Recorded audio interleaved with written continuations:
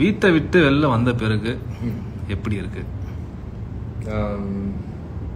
நல்லா தான் ப்ரோ இருக்கு. லைக் திங்கிங் வைஸ் வந்து இன்னும் அடாப்ட் ஆக முடியல ஆக்சுவலாக இந்த ரியாலிட்டிக்கு. ஏன்னா அந்த வீட்டுக்குள்ளே இருந்த அந்த ஒரு மாதிரி யோசிச்சுட்டே ஒரு திங்கிங்லேயே இருந்துட்டோம். இங்கே வந்துட்டு கொஞ்சம் வித்தியாசமாக இருக்கு. ஓகே, ஸோ உள்ள யார் உண்மையாக இருந்தாங்க, யார் பொய்யா இருந்தாங்க ப்ரோ? அப்படி சொல்ல முடியாது ஆக்சுவலாக. அவ்வளோ நாள் ட்ராவல் பண்ணுறோன்னும் போது எல்லாராலையுமே கடைசி வரைக்கும் பொய்யாலாம் நடிக்கலாம் முடியாது, வாய்ப்பே இல்லை. இன்னொன்று, ஏதோ ஒரு ஸ்டாண்ட்ஸ் எடுக்கணுன்ற பொழுதோ இல்லை ஏதாச்சும் ஒரு சுச்சுவேஷன் வரும்போது எல்லாரும் அங்கே வந்து உண்மையாக மட்டுமே இருப்பாங்கன்னு சொல்ல முடியாது. ஸோ சில இடங்கள்ல பொய்யா இருந்திருக்காங்க எல்லாருமே, சில இடங்கள்ல உண்மையாக இருந்திருக்காங்க எல்லாருமே. யார் ரொம்ப ஸ்ட்ராங் கண்டஸ்டன்ட்? ப்ரோ ஃபர்ஸ்ட் வீட்டுக்குள்ள இருக்க வரைக்கும் யார் ஸ்ட்ராங் கண்டஸ்டன்ட்லாம் தெரியாது. எதை வச்சு டிசைட் பண்ணுவீங்க ஸ்ட்ராங் கண்டஸ்டன்ட் யாருன்னு சொல்லி? நல்லா டாஸ்க் ஆடுறத வச்சா, நல்லா பேசுறத வச்சா, அவர் நல்லா இந்த வீக்கெண்ட்ல நல்லா கிளாப்ஸ் வர்றத வச்சா ஸ்ட்ராங்கான கண்டஸ்டன்ட் அப்படின்னு அப்படி எதை வச்சுமே கேட்டகரைஸே பண்ணவே முடியாது ப்ரோ. வெளியே இருந்து பார்க்குறவங்களுக்கு தான் தெரியும் இவன் நல்லா ஆடுறான், இவன் கேம் ஓகே, இவன் தான் ஸ்ட்ராங் அப்படின்ற மாதிரி ஃபீல்ல உள்ள இருக்க யாருக்குமே அதை கெஸ் பண்ணவே முடியாது ப்ரோ. வின்னிங் வச்சு மக்கள் ஓட்டு போட்டு அர்ச்சனாக்காவை ஜெயிக்க வச்சிருக்காங்க. ஸோ ஐ திங்க் அவங்க ஸ்ட்ராங் கண்டஸ்டன்ட்னு நினைக்கிறேன். பிபி வீட்டில் இருந்து நீங்கள் கற்றுக்கிட்ட ஒரு விஷயம் அது என்னவா இருக்கும்? அது ப்ரோ எக்ஸாக்டாக சொல்லணும்னா, இப்போ இந்த சினிமா ஃபீல்டுக்கு வந்து நம்ம வரோம் அப்படின்ற ஒரு அந்த ஃபீல்டில் இருக்க எல்லாருமே வந்து லைஃப்பில் வந்து ஏதோ ஒரு பிளாட்ஃபார்ம் வேணும். அதாவது எனக்கு இருக்கிற டேலண்ட் எல்லாம் நான் ஷோகேஸ் பண்ணுறதுக்கு எனக்கு ஒரு பிளாட்ஃபார்ம் வேணும்னு தான் வெயிட் பண்ணிட்டு இருக்காங்க. ஒரு படிக்கட்டாக ஒரு படிக்கட்டாக ஒன்றா பண்ணி நிறைய பேரை மீட் பண்ணி நிறைய இடத்துல ஏமாந்து நிறைய லெசன்ஸ் கற்றுக்கிட்டு அந்த பிளாட்ஃபார்ம் வந்து அவங்க டேலண்ட்லாம் ஷோ பண்ணுறாங்க. இது எதுவுமே இல்லாமல் லைக் அவங்க பண்ணுற அந்த இதெல்லாம் ஒரு டேரெக்டாக ஒரு ஸ்கிப் பண்ணி ஒரு இடத்துக்கு வந்து எனக்கு தெரிஞ்ச எல்லாத்தையுமே நான் போட்டு காட்டுறேன் அப்படின்ற மாதிரியான ஒரு இடம் அது. ஸோ அந்த இடத்துல இருக்கும்போது நம்ம எல்லாத்தையுமே நம்ம வந்து ஷோகேஸ் பண்ணிட்டோன்றது தான் என்னோட ஃபீல். அங்கே கற்றுக்கிட்டது என்ன அப்படின்னா, இங்கே ஒரு படிக்கட்டில் நம்ம ஏறும் போதும் ஒரு மனுஷங்களை சந்திப்போம், ஒரு மாதிரி கேரக்டர் அவங்க நம்மள்கிட்ட காட்டுவாங்க, ஒரு விஷயங்கள் கற்றுப்போம். இது எல்லாமே வந்து ஒரே இடத்துல நடந்த மாதிரி இருந்தது. அவ்வளோ டிஃப்ரெண்ட் மைண்ட் செட்டில் இருக்கிற கலை சார்ந்த ஆட்களோட அவங்க தேவைக்காக அவங்க ஒரு விஷயம் பண்ணும்போதும், அவர் உண்மையாகவே அவங்க வந்து கேமராக்காக சில விஷயம் பண்ணும்போதும், ஓகே இப்படிலாம் இருக்காங்க ஆட்கள், இப்படிலாம் நம்ம நடந்துக்கணும். Way of behaviour. அப்புறம் ஒரு 23 வயசுல வந்து பர்ஃபெக்ட் பையன் பா, எந்த எந்த ஒரு தப்பான ஒரு தப்புன்னு சொல்லவே முடியாதுப்பா, சூப்பரா இருக்கான் அப்படின்ற மாதிரி பையன் நான் இல்லை. எனக்கு இது நம்மள்ட்ட பிரச்சனையா இருக்கா அப்படின்னு தெரிஞ்சுக்கிறதுக்கு இந்த வீடு ரொம்பவே ஹெல்ப் பண்ணிருக்கு. வெளியே வந்து நான் பார்க்கும்போது என்கிட்ட இருக்கிற குறைகளை நான் கத்துக்கிட்டேன், நிறைகளையும் கத்துக்கிட்டேன். பட் நிறைகள் எனக்கு தெரியும் ஆல்ரெடி. குறைகள் வந்து என்னென்னவா இருக்கு, அதை எப்படிலாம் நம்ம பண்றதை தாண்டி நம்ம பண்றது எடுத்துக்கப்படுற விதம் என்னவா இருக்கு, ரிசீவ் பண்றவங்க அதை எப்படி ரிசீவ் பண்றாங்கன்ற ஐடியா வந்து ரொம்பவே கிடைச்சிருக்கு. ஸோ இதுக்கப்புறம் இந்த ஃபீல்டில் ட்ராவல் பண்ணும்போது எப்படி பேசணும், எப்படி பழகணும், எப்படி நடந்துக்கணும் அப்படின்ற கான்செப்ட்ஸ் ஒரு 90% கிட்ட தெரிஞ்சிச்சு. அந்த வீட்டில இருந்து நான் கற்றுக்கிட்ட விஷயம் அதுதான். உங்களுக்கு பிடிச்ச ஒரு கண்டஸ்டன்ட்னா அது யார்? எனக்கு பிடிச்ச கண்டஸ்டன்ட் வந்து மாயா ப்ரோ. கேமா தெரியல, அதை சொன்ன மாதிரி உள்ள யார் என்ன கேம் ஆடுறான்றது உள்ள இருக்கவங்களுக்குலாம் தெரியாது, வெளியே இருந்து பார்க்குறவங்களுக்கு மட்டும்தான் தெரியும். ஆஸ் அ ஒரு கலை சார்ந்த ஒரு அறிவு இருக்கவங்களா நான் பார்க்குறவங்கள ப்ரோ, தப்பா இருக்கலாம் என்னோட புரிதல், அந்த வீட்டில் இருக்கிறவங்களே அதிகபட்ச கலை சார்ந்த அறிவு இருக்கிற ஒரே ஆள் அவங்க மட்டும்தான். அவங்கள்ட்ட இருக்கிற அறிவை ஒரு 20-30% திருடிட்டா நான் வந்து எனக்கு இருக்கிற லைக் நான் போற ஃபீல்ட்லயோ இல்லை நான் அச்சீவ் பண்ணணும்னு நினைக்கிறா லைக் ப்ரோ உள்ள இருக்க வரைக்கும் தான் எல்லா கண்டஸ்டன்ஸ், வெளியே வந்துட்டா எல்லாருமே கான்டாக்ட்ஸ். அப்படி பார்க்கும்போது அதிகபட்ச நாலேஜ் இருக்கிற ஒரு கேரக்டர் அவங்க. எனக்கு பிடிச்ச எனக்கு ஃபேவரட் கண்டஸ்டன்ட் அவங்க. நிறைய பேர் இருக்காங்க, பட் ப்ரியாரிட்டி வைஸ். பிபி வீட்டை விட்டு வெளில வந்த பிறகு இப்போ நீங்க மிஸ் பண்ற ஒரு விஷயம்னா அது என்னவா இருக்கும்? அந்த வீட்டில இருந்து மிஸ் பண்ற விஷயம் ப்ரோ, நான் வந்து சந்தோஷமா இருக்கிறதுக்கு ஒரு டூர் போல, அது வந்து ரொம்ப ஒரு வா என்ஜாய் பண்ற ஒரு இடம்ப்பா, அந்த இடத்த நான் மிஸ் பண்றேன் அப்படின்னு சொல்ற இடம் அது கிடையாது. அது ஒரு மாதிரி இடம் ப்ரோ. அது ஃபீலா வந்து இட்ஸ் நாட் குட்.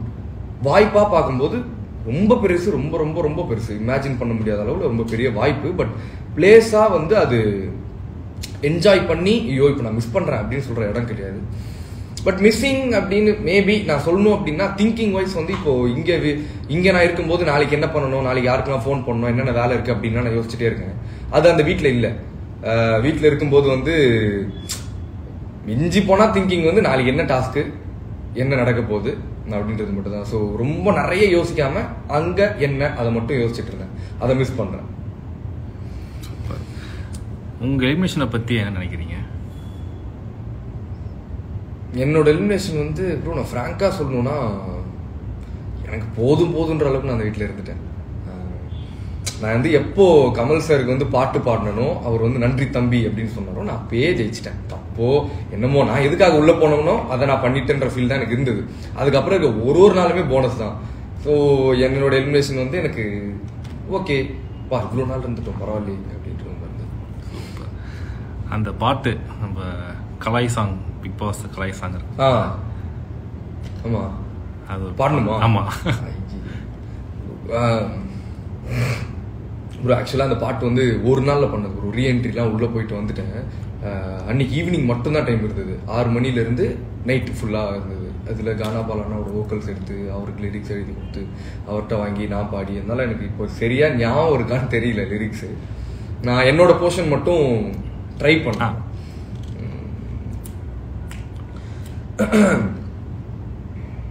நான் வந்த நேரம் அந்த வீட்டோட ஓரமா சோகமா உட்காந்து பாட்டெல்லாம் பாடிட்டு விமர்சனங்கள்ல காதுல வாங்கிட்டு கண்ணை மூடி திறந்தா திரும்பவும் வீட்டுல நின்னுட்டு கெஸ்ட்னு சொல்லிட்டு வேற மாதிரி ஒரு சிந்தனை வச்சுட்டு கண்ணு முன்னாடி நான் நின்னப்ப எப்படி எவிக் பண்ணுவேன், வேற என்ன காரணத்தை சொல்லி என்ன வெளியே தள்ளுவ, உள்ளுக்குள்ள இன்னும் புரியாத உணர்வுல விழுந்து தொடச்சிட்டேன், அத ஒரு 100 தடவை நீங்க சொல்லி மனசு உடஞ்சிட்டேன், உள்ளுக்குள்ள என்ன மாதிரி தப்பு பண்ணன்னு தான் பார்த்து தெரிஞ்சிட்டேன், பிக் பாஸ் வீடு தந்த பாட்டம் வச்சு நானும் குதிச்சுட்டேன், நானும் தாவி குதிச்சுட்டேன், பயந்து கீழே குதிச்சுட்டேன், இல்ல ஏற நினைச்சிட்டேன், மேல ஏற நினைச்சிட்டேன், குறைகள் கேட்டு கத்துக்கிட்டு குறைக்கும் நாய கத்த விட்டு வேலை தேறி மேல ஏறி கால வாரம் காலம் மாறி இப்போ நானும் இங்க சத்தம் போட்டு கத்தி சிரிக்கிறேன். சூப்பர். ஸோ மக்கள் இதோட ஃபுல் பாட்டு நம்ம விஜய் டிவி யூடியூப் சேனல்ல இந்த பிக் பாஸ் த கலாய் சாங் போட்டிங்கன்னா வந்துடும். எஸ், நல்ல மேட்டர் அது. ஆக்சுவலா கானாவும் சைட் டிரான்ஸும் ஃபியூஷன் சாங் எனக்கு ரொம்ப பிடிச்சது. நல்ல சாங். BB7ல யார் ஆனஸ்டா விளையாடுனாங்க உள்ள? ஆனஸ்டா எந்த மாதிரி கேக்குறீங்க? எந்த மாதிரி ஆனஸ்டா? கேமுக்கு ஆனஸ்டா, அவங்களுக்கு ஆனஸ்டா? அவங்களுக்கு ஆனஸ்டா, அவங்களுக்கு ஹானஸ்டா அப்படின்னு எனக்கு தெரிஞ்சு யாருமே விளையாடல ப்ரோ. அப்படி யாருமே இல்லை. ஸ்டேபிள்டா கடைசி வரைக்கும் அவங்களுக்கு ஹானஸ்டா இருந்தாங்களான்னு கேட்டீங்கன்னா என் பார்வையில் அப்படி யாருமே இல்லைன்னு தான் நினைக்கிறேன். ஏதோ ஒரு பாயிண்ட்ல எல்லாருமே வந்து ஓகே இதுதான் கேமுக்காக இது பண்ணணுமோ அப்படின்னு அவங்க வச்சிருந்த கோட்பாடுல இருந்து வெளியே வந்தாங்க. கைத்தட்ட வச்சோ இல்ல வார கடைசியில் நடக்கிற விஷயங்களை வச்சோ ஓகே இப்படி வெளியே போகுது போல அப்படின்ட்டு அவங்க வச்சிருந்த கோட்பாடுல இருந்து வெளியே வந்தாங்க. ஸோ 100% எல்லாருமே அப்படி ஆனஸ்டா அவங்க யோசிச்சது அப்படியே கடைசி வரைக்கும் பண்ணாங்கன்னு கேட்டா எனக்கு தெரியல. நானுமே 2-3 இடத்துல ஃபீல் பண்ணேன். எஸ். உங்களோட ஃபேவரட் மூமெண்ட்னா ப்ரோ கமல் சார் பாட்டு பாடுனது ப்ரோ. அது வந்து ப்ரோ அது வந்து மிடில் வருது. அதாவது அடுத்த அந்த பர்த்டே முடிஞ்சதுக்கு அப்புறம் அடுத்த வாரம் தான் சாட்டர்டே சண்டே தான் அதை கேட்பாங்கன்ற மாதிரி நான் பாட்டு பாட சொல்லுவாங்க. நான் யோசிச்சுட்டு இருக்கேன். முன்னாடி வாரமே இவங்க என்ன பண்ணிட்டாங்க, ஹாப்பி பர்த்டே சார்ன்னு சொல்லிட்டாங்க. டப்புனு கூல் சுரேஷன் வந்து சார் தம்பி ஒரு பாட்டு வச்சிருக்கான் பாட சொல்லுங்க சார்ன்ட்டாரு. எனக்கு வந்து எனக்கு படன்னு இருக்கு. நான் வந்து லைன்ஸ் அவ்வளோ ஞாபகம் இருக்கானும் தெரியல. டப்புன்னு பாட சொல்லிட்டாங்க. பாடிட்டேன்.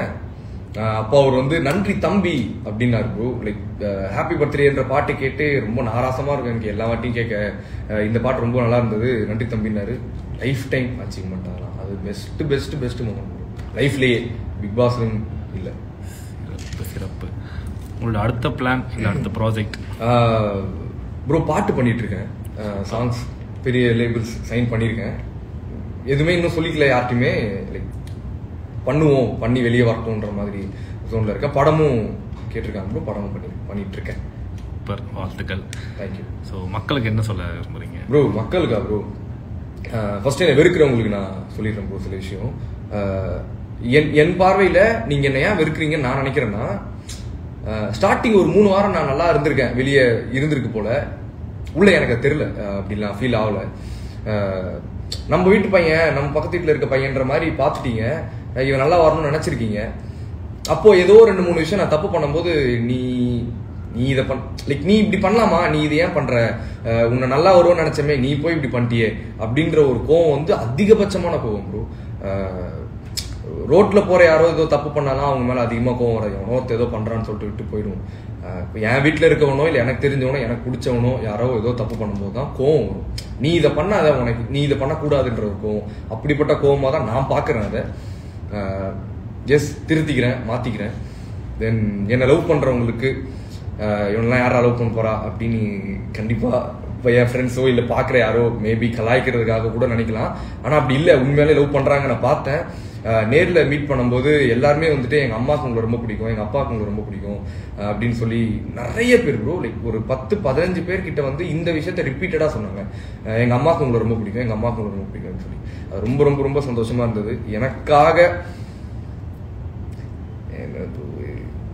இவ்வளோ உள்ள இருந்தவங்களுக்கு வேற ஆல்ரெடி அவங்க இதெல்லாம் பார்த்துட்டாங்க. அவங்களுக்குன்னு சில ஆட்கள் அவங்க வெளியே போனால் அவங்கள வந்து நீங்கள் ரெக்கக்னைஸ் பண்ணி ஹாய்ன்னு சொல்கிறதெல்லாம் நான் அதெல்லாம் பார்க்கவே இல்லை. எனக்கு தெரியாது. நான் திடீர்னு உள்ளே போயிட்டு வந்திருக்கேன். என்ன நிறைய பேருக்கு தெரியுதுன்றதே எனக்கு அவ்வளோ சந்தோஷமா இருக்கு. அதை தாண்டி தெரியுறதை தாண்டி லவ் பண்ணுறாங்க, எனக்கு ரொம்ப பிடிக்கும், நீங்கள் அன்னைக்கு அது பண்ணீங்களே அது நல்லா இருந்தது, இன்னைக்கு அந்த மாதிரி ஞாபகம் வச்சு சொல்கிறாங்க, அட்வைஸ் பண்ணுறாங்க கூப்பிட்டு, கோவம் மட்டும் படாத தம்பி அப்படி சொல்கிறாங்க. ஸோ அதெல்லாம் வந்து ப்ராசஸ் பண்ண முடியல ப்ரோ. ஆக்சுவலாக அதுதான் உண்மை. நான் அதை ஃபுல்லஸ்ட்டு ப்ராசஸ் பண்ணிட்டேன்னா அந்த சந்தோஷத்தை என்ஜாய் பண்ணுறதுக்குன்னா நான் ப்ராசஸ் பண்ணல. சந்தோஷமா இருக்கு. சிறப்பு, நன்றிகள். முடிஞ்சு thank you bro, thank you so much. Bigg Boss வீட்டில் பார்த்தீங்கன்னா நம்ம தடவல் மன்னன் நிக்சன் அஃபிஷியலாக எவிக்ட் ஆகிட்டாரு. இவர் பிக் பாஸ் வீட்டில் பார்த்தீங்கன்னா பிரதீப் ஆண்டனி உள்ளே இருக்க வரைக்கும் ஒரு பூனை மாதிரி தான் இருந்தார். எப்போ பிரதீப் ஆண்டனி வெளியே போனாரோ அதுக்கப்புறம் இவரோட வேலையை ஸ்டார்ட் பண்ணிட்டாரு. பிரதீப் ஆண்டனி வெளியே போகும்போது கூட இவருக்கு வார்னிங் கொடுத்து தான் வெளியே வந்தார். நிக்சன் எப்போ ஐஷு கூட பழக ஆரம்பிச்சிட்டாரோ அதுக்கப்புறம் இவர் காஜி நிக்சனாக மாறிட்டார். அதே மாதிரி ஆடியன்ஸ் பார்த்தீங்கன்னா எப்படா நிக்சன் எவிக்ட் ஆகாமல் பார்த்தாங்க.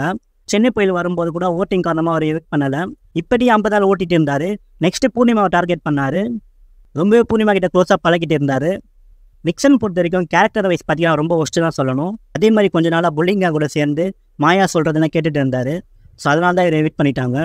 அதே மாதிரி பிக் பாஸ் பிளாட்ஃபார்ம் நிக்சனுக்கு ஒழுங்காக யூஸ் பண்ண தெரியல. கண்டிப்பாக அவர் வெளியே வந்து எல்லா எபிசோடும் பார்ப்பாரு. அவர் பண்ண தப்பெல்லாம் அவருக்கு தெரியும் என்னென்ன பண்ணாங்கன்ட்டு. நிக்சனை பற்றி உங்கள் கருத்து கமெண்ட் பண்ணுங்கள். தேங்க்யூ.